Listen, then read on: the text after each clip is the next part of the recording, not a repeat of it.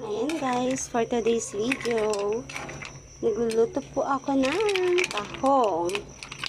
Ayan guys, kasi gusto siya ng anak ko. Anak namin yan. Bumili ako ng tahong, sinabawan ko.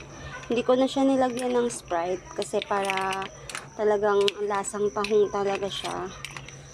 Ayan, kasi kapag ma-Sprite, medyo matamis-tamis, parang mawawala yung ano ng tahong talaga. So, yan, hindi ko na siya nilagyan ng Sprite. May sarap naman siya. Ayan, kailangan niyang humigop ng sabaw kasi medyo may sinat siya. Gusto daw niya ng sabaw.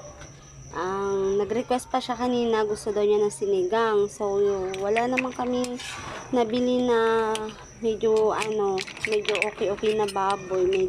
Yung mga natata namin sa palengke is medyo hindi na kaya yan, bumili na lang kami ng tahong para may sabaw siya.